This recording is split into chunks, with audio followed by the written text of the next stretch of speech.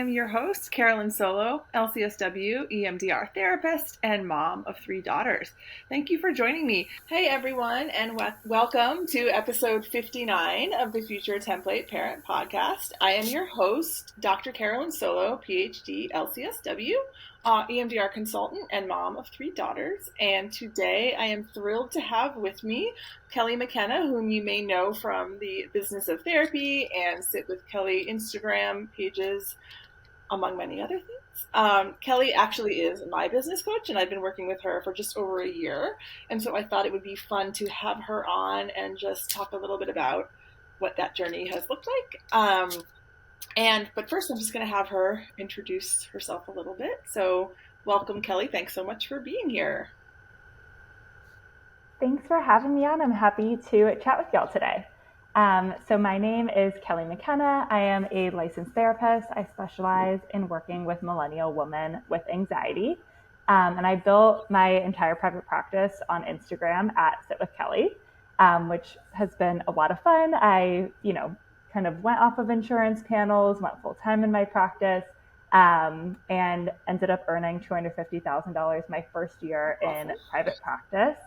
I got a lot of people asking me very quickly, like, how are you doing this whole thing on Instagram? How did you build your practice so quickly? And so I kind of moved into business coaching, as well as addition to my therapy practice, and started a second Instagram page, Business of Therapy, where I talk all about things marketing, private practice building, on Instagram. And I think for those of you who don't know, I just want to give a shout out to Kelly's Reels membership, which is has been so impactful for my practice and so many other people. And I just feel like that is such a unique offer. I don't know anyone else on Instagram who's doing something like that, in which you say, like, here are the reels you should record this week. Here's how you do it. Here's the audio. Here's what to say in the caption. And so anyone who's not doing that should be doing it. I have people sometimes message me and say, like, your Instagram account, where do you get all these ideas? And I'm like, well, they're not mine. But I just, but you make them yours, which is so cool idea. Too, But the framework where you created, I just think is brilliant and has been so helpful to so many people.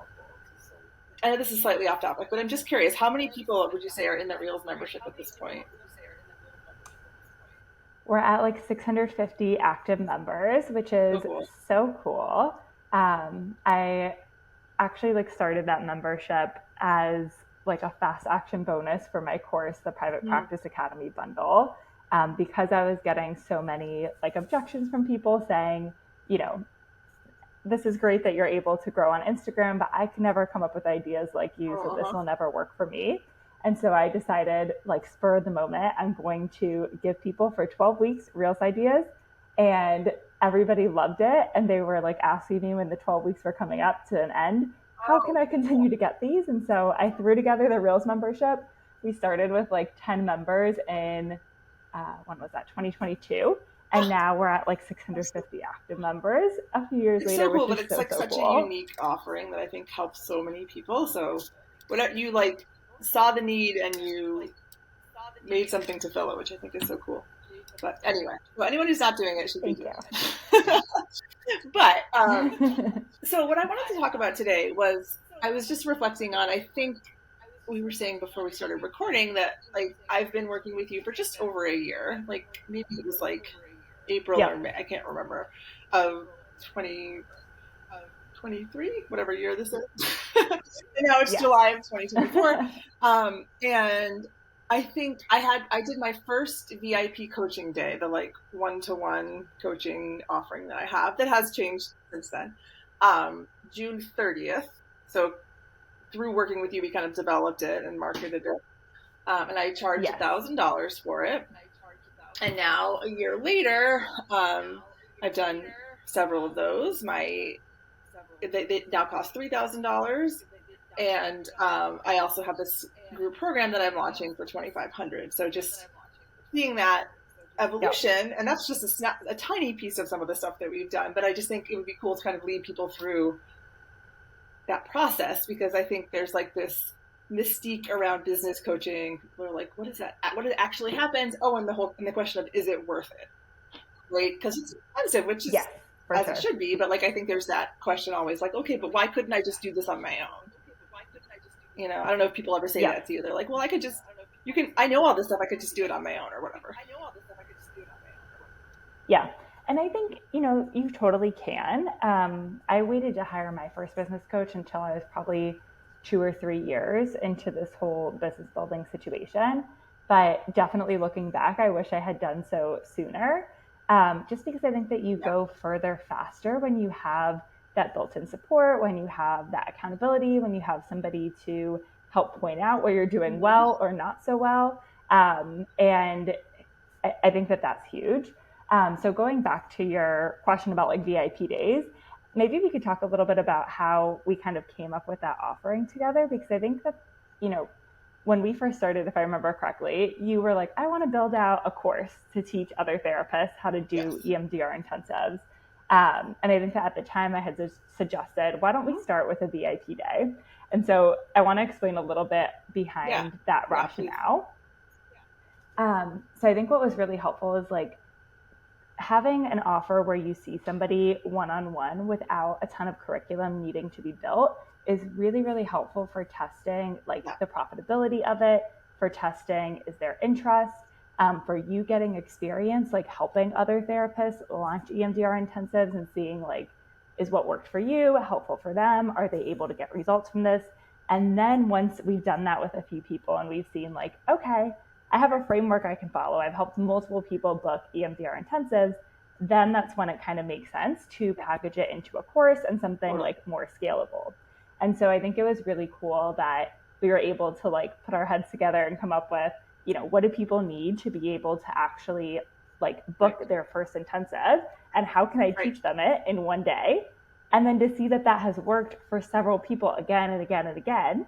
And now we're like, okay, now let's do one to many, right? Like now let me help a ton of therapists do this, because now you know that you can sell it with confidence, knowing that it really works and is going to get people the result that you're saying it's going to. That was really helpful. And I think I'm trying to think back what my mindset was on that. I think maybe I felt intimidated by one-to-one for some reason, like because it often is a very high ticket offer. Yeah. But it made so much, when I look back on it now, what's so cool is that like we created the curriculum for the course by doing the VIP days. So it's very easy for me now to put together this course, because I'm just, over the course of the year, every time I've done a VIP day, I've added something, I've changed something, I've like kind of reshaped the framework, the format, gotten feedback from people. And now I feel like I have this really streamlined but comprehensive curriculum that would have been hard to put together out of my own head, just like, in a vacuum. Totally. Because you knew before really doing business coaching, right? You knew what you needed for your practice. And so you had a pretty good guess of what other people needed. But now you've been able to actually see like in practice with a bunch of different therapists who learn, who implement in different ways, what tools and resources they need to not just understand what to do, but to actually like take action and do the things that they need to do to. Exactly. And I think that's something that we've talked about a lot too, that is one of the really important pieces of coaching, I think, whether it's individual or group, is accountability and implementation. Because,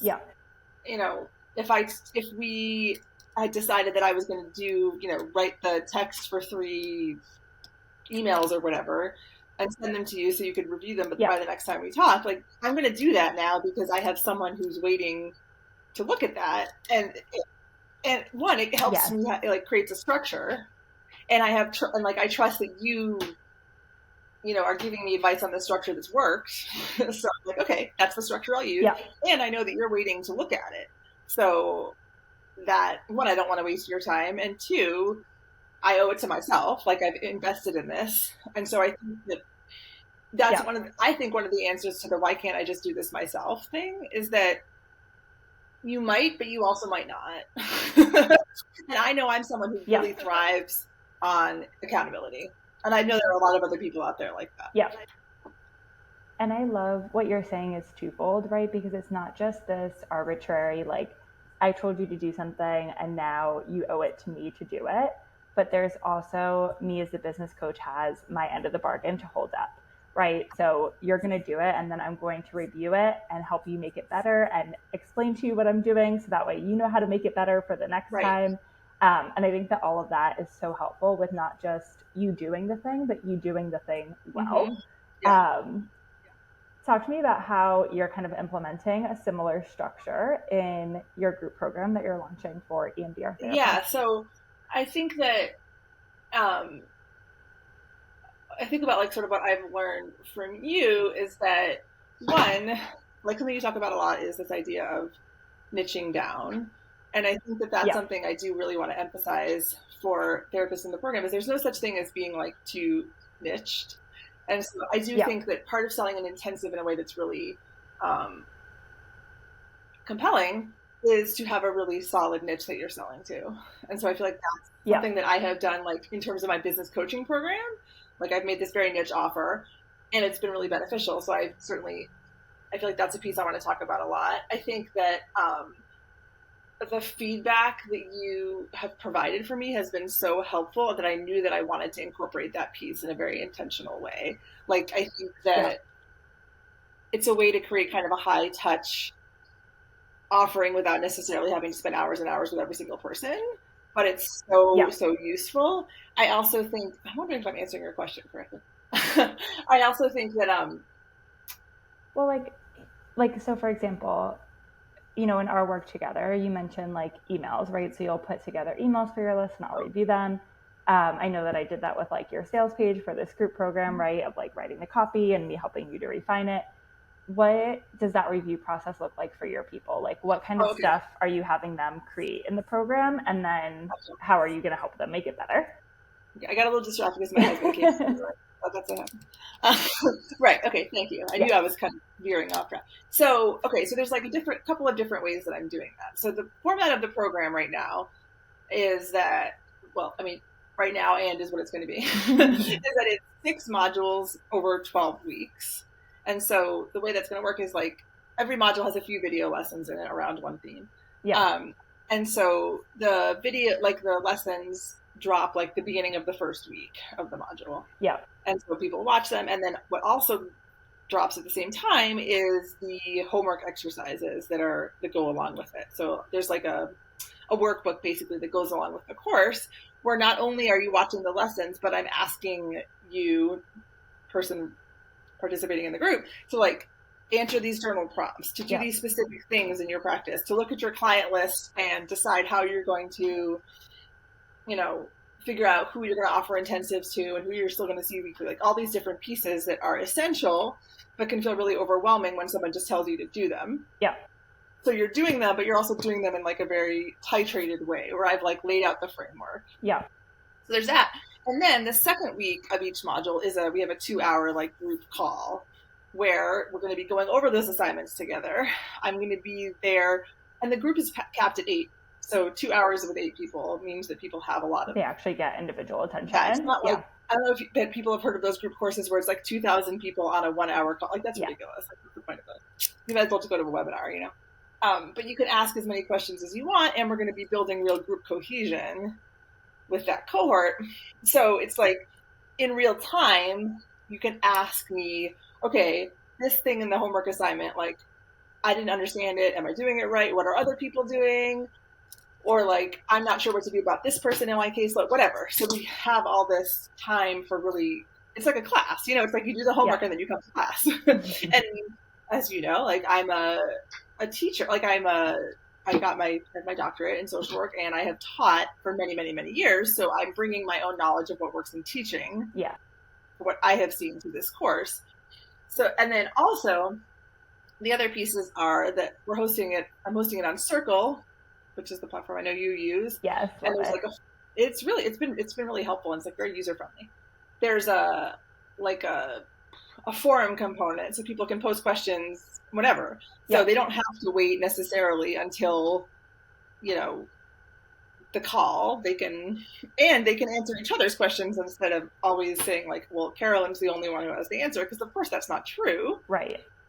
And of course, like I'm accessible via Slack as well. So I'm happy to look at, like, for example, if someone wants to send me their web copy to look at, I absolutely will look at it and provide feedback and edits and whatnot. So there's kind of this range from I can give one-on-one feedback to the group can give you feedback. And then there's also this like high level, here's the video lesson. Right. Does that make sense? Does that answer the question better? Yeah, for sure. And I think it's so cool that you've been able to see like what's really helped you move the needle in your business and then saying like, okay, that's the piece that I want to take from this business coaching experience and help serve, my own clients with. Right. Exactly. And I think something else that's been really helpful for me, I think, in our work together is just like the support of when I'm doubting something or I'm feeling like this isn't working or whatever I'm doing isn't, instead of just spiraling with my own thoughts in that, I have someone to bring that to. And I find that really valuable. So I was wondering if that's something that you think of as an important piece. Yeah. I mean, I think definitely over the past year, I've seen like a huge shift in your confidence in like creating the business that you want, regardless of whatever feelings of guilt naturally, I think, come up in that process. But being able to say like, okay, I'm going to look at them, I'm going to acknowledge them, but that doesn't mean that I'm doing something wrong or that I don't have permission to do this. Whether that was, raising your rate with intensives, like letting go of some one-on-one therapy clients that you'd been working with for a long time, but just weren't a good fit anymore. Creating a group, charging high ticket for it, raising your price for the VIP days. I think that all of that, talking about money online, I think that all of that has been a work in progress, and it's been really cool to see you do the things that like in the beginning were a little scary, but to like actually do them and see them all the way through to the point where they're all working, they're all like in fruition now, has been so cool. Oh, thank you. That's exactly how I feel about it, is that like I now have the confidence to be like, I can put this thing out there. If people don't like it, that's their right, but that has nothing to do with me. And and I get to build the business that I want and need to build. Yeah. And I feel like you've really empowered me in that. And so that's why I want to be able to empower other people to do it. And I think something else that I found really helpful is this idea of like, when I was struggling a lot with charging, rates for various things, whether it was the intensives I offer to my clients or the group coaching or the one-on-one, was that like, when you charge a high fee for your service, it does inspire confidence in the people and that's good. That's important, because for me, when I charge a high fee, that raises the bar for me as well. Like I want to live up to what I am charging someone. Yeah. Most therapists I've worked with have so much integrity, and like they're not out here just trying to like scam people or something, but then they all kind of believe that that's what they're actually doing or something. So it's like, I know from my own work and from talking to you and from what I see from other therapists, every single therapist I work with struggles with that. Like, oh my gosh, I shouldn't do this. This isn't right. But seeing that other people are doing it and it's working and being supported in that process has been so helpful for me. And also knowing that you can survive those feelings, whatever they are. Yeah. I want to go back to something you said for a second of like, if I create an offer and people don't like it, like that's okay. And it has nothing to do with you. Mm-hmm. I would almost like even challenge you to think about that a little bit differently, in that like if you build an offer and a specific person doesn't like it, like that has nothing to do with you. But I think what's cool is like you've also gotten really good at marketing, which is basically just like listening to what your people tell you. And so like there is no people don't like this, like nobody wants it, right? Because then we would of course like adapt and change. But you're several months out from your group program starting and you already have people enrolled because people like it, right? Maybe one specific therapist here and there is like, okay, this is too expensive for me, or this isn't the kind of support I need, but you're clear about what your audience needs. And I imagine the same thing is true for the therapists you're helping with intensives, of like, they may come across specific people who it doesn't work for them, but if they get really clear on their messaging and their marketing, they will find people who it does work for. And so it's about like kind of zooming out in that way.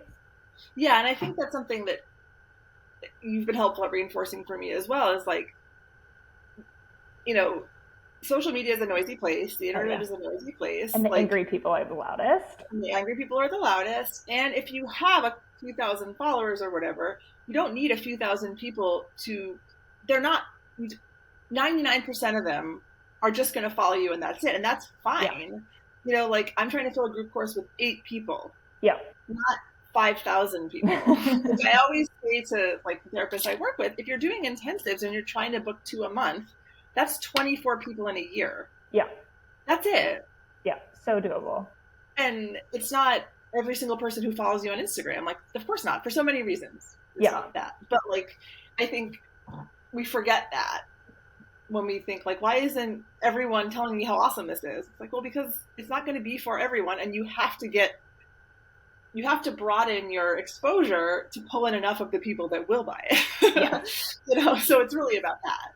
And I think that's the beauty of like this framework that you're doing in your own coaching business and that you do in your private practice with the intensives is like they're both high ticket offers that do not need to be super scalable, right? So like, if somebody's doing an intensive, if they're building their intensive therapy practice, they don't need thousands of people following them. They don't need hundreds of website visitors every month. They just need a handful, right? Because you're trying to convert 2 people a month, right? And that's assuming they're not even having anybody repeat at any point in the year, which I'm sure happens often too. Oh, it does. For sure it does. And so I think that that's really helpful, especially if somebody's like newer to marketing or to building an online community, of starting with something that is higher ticket. So that way you can focus on going really deep with people and making a really big impact instead of going really wide and trying to reach the masses. Totally. Yes, exactly. And I feel like like I said earlier, I was really worried about being super, super niche. Like, oh no, I'm creating this offer. It's just for EMDR therapists who want to offer intensives. Is that too small? It's not even that small, really. Now, especially, I mean, I'm sure you're seeing it in your coaching business. Like everyone talks about intensives now. Yeah. But I think it's really ramped up over the course of the year that we've been working together, the interest. And so I do try to like tell people that as well. And then of course I get the like, oh, but that means I missed the boat. I'm like, no. And that's something you taught me. It's like, no, it just means that the more people who are interested in it, that's good. The more people who are offering the same service as you, that's actually a good thing. Yeah. It can be hard not to see that as a bad thing. Like it's more competition, but like, one individual, me or whoever, can only serve so many people. We need other people doing the same thing and everyone's perspective is unique. Like, there are the people offering intensive courses out there for EMDR therapists, of course. Yeah. And some people might choose one and some people might choose another, but like when you bring yourself to your own program, that's what people are going to respond to. Totally. And I think there's 2 really cool pieces of that of like, one, other people doing it, they're almost doing some of the marketing for you, especially with something new, right? So like for the therapist listening, if there's a lot of other therapists talking about EMDR intensives and your potential clients have an awareness of what EMDR is and why an intensive is helpful, it makes it that much easier for them to decide to book with you when they learn who you are and feel connected to you. Without having to then be like, and here's EMDR, and here's why you need it, and here's why intensives are better. So that's like such a really good thing that I think people often forget about. And then the second thing I wanted to say is about like bringing yourself into it. I feel like that's been cool to watch your transition too over the past year of like how much more openly you share kind of about your life, like being a mom, what things look like in your practice. I feel like in your podcast, you're always talking about like the hard things and the guilt and like all this stuff that's coming up. I'm curious what that's been like for you to kind of step into that and to say, people need to hear my perspective on this, not just information all the time. Yeah. I think that at the beginning I was worried about like, with the podcast especially, like establishing myself as an expert. And feeling like I was providing value. And I was very concerned about that. And so I think at the beginning of the podcast, I focused heavily on information episodes, which some of them are still, like my 8th episode is still my #1 most downloaded episode by like a long stretch. But it was a good one. Like I know why it is. It's very useful. But within it, I do talk about some personal stuff. But what I have learned is that one, people connect with that. Often people will say things like, X episodes was so helpful for me because it made me feel like I wasn't alone in feeling this. Yeah. It wasn't, they were like, because you taught me this amazing clinical skill that I use all the time. I mean, I think I get that feedback too, but like often people just want to feel like they're not the only ones having the experience that they're having. Yeah. And they want to feel like the person who's guiding them has been through that and can help them move through that. How do you think that therapists who are doing EMDR intensives can kind of take those same lessons learned with marketing EMDR intensives in their practice? Well, I think that more and more, and I think this is something you talk about a lot, therapy clients want to feel like their therapist has some lived experience that resonates with theirs. Yeah. It's not essential, of course. Like, certainly I haven't had the same experiences as all of my clients. Yeah. But a good handful of them respond to working with me because I'm a mom, because I've, had my own birth trauma experience, whatever. So I think bringing in those parts of yourself actually just serves to make you seem more authentic and relatable and helpful, not less. So I think leaning on those pieces is an essential piece of your marketing. Yeah. And something I talk about in the course, like how do you, I say ethical, but like it never gets to the point where I've never seen a therapist whom I worked with, I know it happened, say something unethical that's like so much self-disclosure in their marketing that it's like harmful. Like that's such a rare thing. But I think that people really respond to that. Like I'm at the point where I don't want a therapist who's not a mom right now. Yeah. And that's okay. I'm allowed to feel that way. And it's going to draw in the right people if you highlight those pieces of yourself that do impact how you work. Yep. And I think that when we're marketing in this very public facing way, like social media, like the internet, like that's part of the world we live in, and pretending it's not,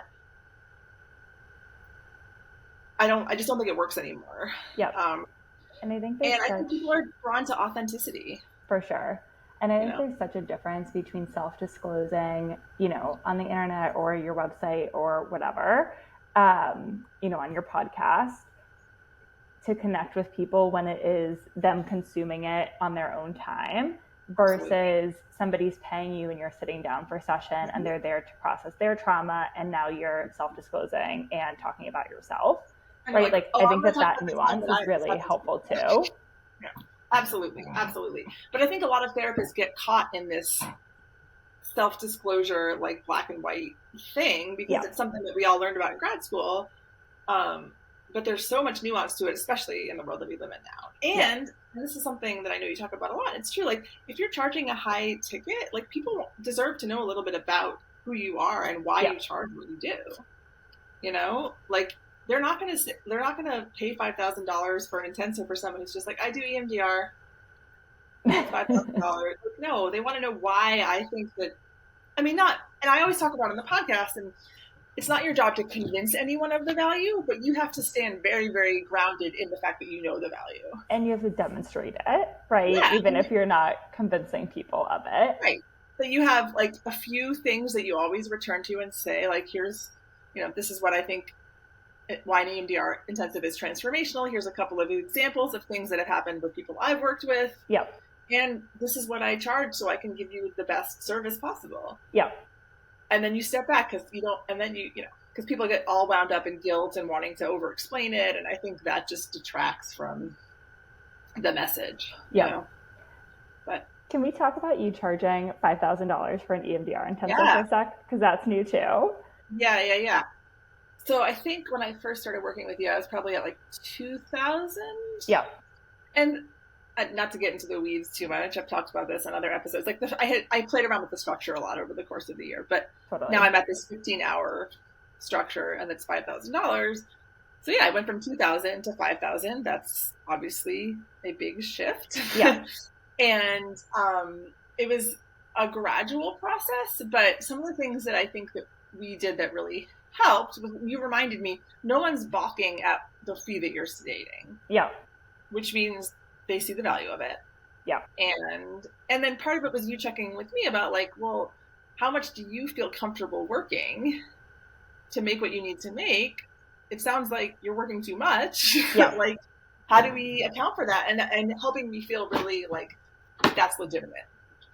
And I think like that's huge because, you know, it's going to be so different for everybody. Like, you know, I work with a few therapists closely who offer intensives in their practice, and some charge much less than that, and some even charge much more than that. And I think that it's about finding, like, business coaching is not cookie cutter. And I think that that's what's so great compared to a course, is that it gets to be individualized, it gets to be personalized, right?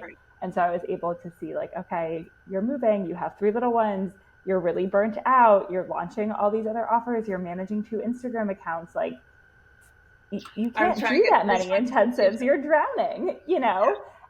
We really have to be more selective. And if some people balk at it and they cannot make it work, like that's actually a good thing because you're getting more inquiries than you can handle. And so we need something to kind of filter through and have a way to say no to some of these people too. That is such a good point. I didn't even think of that, but totally. It's like, you help me see that, like, oh no, it's actually good when people say no, because you can't handle what you have right now. Yeah, and you have a hard time saying no. And I have a hard time saying no. And I like, you also knew, like, this year, like, I was trying to finish my PhD, and like, there's a lot of, I'm a crazy person and have too many goals, but I said to you, I was like, I'm determined to see X number of things through. Yeah. But we need to figure out how to get there. And so that's something else I think that's really important to highlight with business coaching, is that it's like looking at your business in the context of your entire life. Yeah. And that is so helpful, right? And so we would talk about that a lot. And I think that coaching is this kind of unique container where there's like a therapeutic element to it, of course. Totally. I mean, but I think we do a good job of making sure that that's not the focus, but like that you can't ignore all the things that come up. Yes.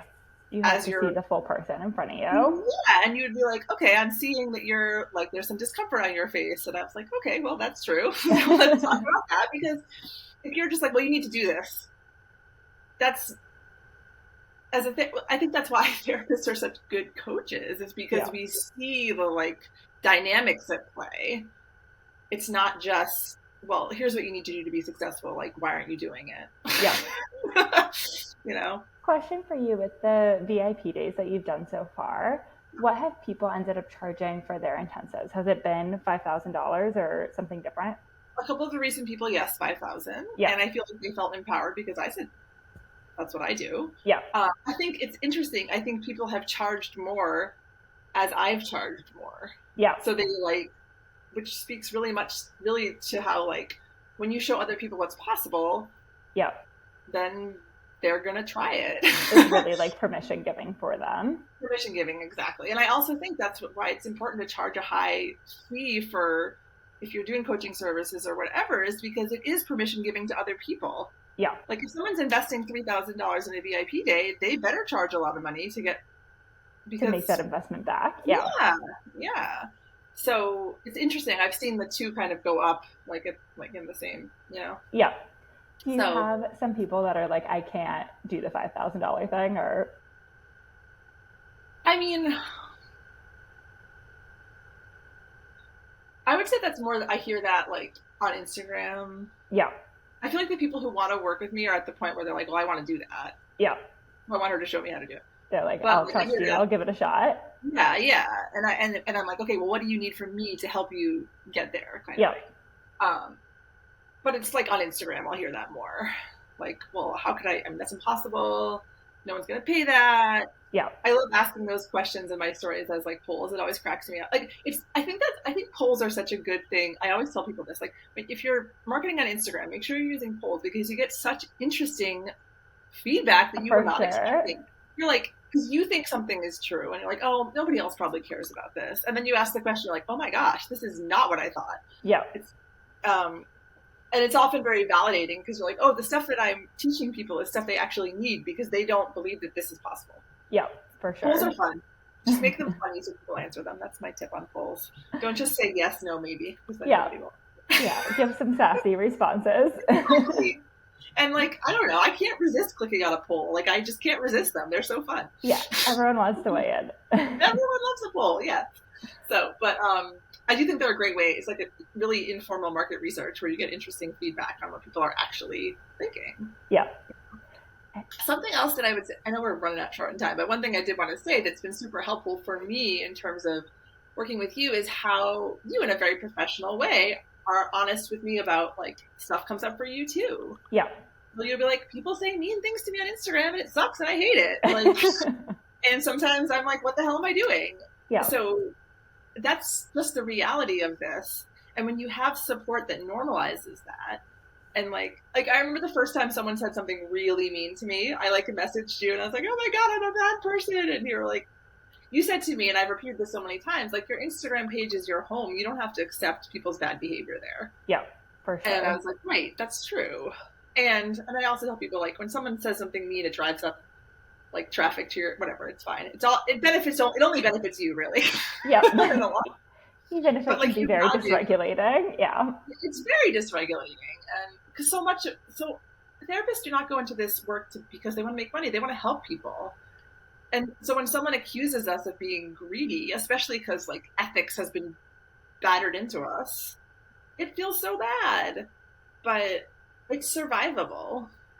And I think like so much of putting yourself out there with business, whether it's showing up and marketing on Instagram, raising your rates, telling somebody you charge $5,000 for an intensive, getting certified in EMDR, like doing anything new is so uncomfortable. And so having somebody who's done that too and gone through it and can normalize like all of the inevitable discomfort and stuff that gets brought up, I think is so helpful in not making it wrong and just making it like a part of the process that unfortunately just comes with, building a business. Right. And if it were easy, everybody would do it, right? Yeah, for sure. And there are going to be people who are going to be like, yeah, I don't want to deal with that. And that's fine. You don't have to. Yep. But you're not going to expect to get $5,000 for an intensive. And that's fine. If that's not something that you want to put yourself through, it's okay. But if you're willing to do it and you realize that like there's a way to survive it, and there's people, and that's why I'm so excited about this idea of a group, because not only will I be kind of normalizing it, but like their peers, we're all going to be doing it in real time. And something you said to me the other week, and I was like, oh my gosh, that's true, is that like I've just moved to Vermont. Like I'm here 2 weeks now. And so what that meant is that I essentially closed down my practice in PA. Yes. I mean, I still have a handful of one-to-one clients that I'll be seeing once I start seeing people in the fall. But like, you're like, what's cool is you're going to be rebuilding your business at the same time as they're trying to build their intensive practice. Yeah. It is really cool. And I'm going to show them like, I'm not scared. It's going to work. I'm not worried about it. Yeah. But like, I'll get to tell you guys too about things that went well or didn't go well for me while it's happening. So it's kind of a unique experience. Yep. And that you're like having to go back to being, I was going to say like going back to being a beginner, but not quite, because like you have the skills now, but like of doing the stuff that I think that oftentimes therapists feel like they're above in their practice at a certain point, right? Like, oh, I've been in practice for 3 years. Like I don't need to network anymore. I don't need to do a coffee date. I don't need to follow up with this person's prescriber because, they've been on the same medication for years and it doesn't matter. But I think that this is kind of forcing yourself to go back and to do all those things again. And so it's just going to be so cool to see you doing that alongside people. So you're not just talking the talk, but really walking it with them too. Yeah, I'm excited to have some podcast episodes be about that, like in the fall. Yeah, because I think, and also walking the walk, but like you said, but with the knowledge that this works. Yes. And being like, oh yeah, like I think I was telling you last week, like I was at my kid's soccer camp. And I just talked to this other mom that was there, and like that's networking, because she asked what I do for a living, and I told her, not in a salesy way, but she was like, "That's so cool." And then like, who knows? I moved to a small town. Maybe in 3 months, she'll hear someone saying they want a therapist, and she's like, "Oh my gosh, you should talk." Like that's networking. Yeah. But I wasn't afraid to just say in a few sentences what I do, but also in a way that like made it sound like I know what I'm. It was networking. And it doesn't have to be something that you spend 6 hours planning for before you talk to someone for 20 minutes, Yes, it gets to be simple. Yeah, it gets to be simple. But I do think since I have 2 sick kids and a husband who's like circling, I probably should stop this now. But I wanted to see if there's anything else you feel like we need that we didn't really talk about or. Anything you want to mention that you're up to? Not that you need me to get your profile out there, but you're welcome to talk about it if you want. I'm launching my own podcast, the Business of Therapy podcast, August 21st. So stay tuned. You can follow me on Instagram, and I'll be sharing all of the links there when that is released. So that will be a ton of fun. Yeah. And I'm just really proud of you for putting yourself out there and building this. And I know that it's going to help so many EMDR therapists to really have intensives in their practice and create more work-life balance and help their clients get even better results. So I'm so proud to be able to help you moving that mission forward. And I will say, and I know I've said this to you, but I think that people listening need to know, it's been invaluable to have you as one of on my team, basically. Yeah. And I think a lot of people are like, oh, it's such a big investment. Sure. And you don't get big returns in your business if you don't make investments. I'm sorry. I wish I could, whether it's time or money. And frankly, money saves you a ton of time. So I'm going to time is my number one as a mom, business owner, human. Time is my number one most valuable resource. Yeah. I would much rather spend money than time. Yeah. And so I just want to encourage people to think about investing in coaching that way, that if you really follow the plan, I feel like that's something I'm always, when I work with you, I'm like, well, I'm investing a lot in this. I need to follow through on my part, because otherwise I'm not going to get my investment. I don't know if you've had that experience. That's another reason why I think it's important to charge a lot, because people will actually do the follow through, and so it's not like we just talk for 45 minutes twice a month and then I'm like, well, that was fun, I'm doing stuff in the meantime, and you're always accessible. So I just think you have to invest some money to get further along, unless you want to spend 2-3 times as long doing it. I don't know. I don't regret it at all, and I will continue investing in it, because I could not have imagined being in this place a year ago. Yeah. So I don't know. It's a worthwhile investment, and not everyone's going to do it, and that's okay too. But if you want to be that person who takes things to the next level, I think it's something you have to do. Yeah, but if you want an exceptional practice, I think it's so helpful to work with somebody who's been where you want to go and can help you to create what it is that you're wanting to create. It's just going to be that much faster and that much easier. And more enjoyable. Yeah, that too. Less stressful, and we all need that. Well, anyway, thank you so much. I'm so excited for your podcast. That's going to be so fun to hear. Thank you for having me on today. Oh, sure. It was my pleasure. And I am excited for everyone to hear this episode. So thanks so much. Bye. All right. Bye.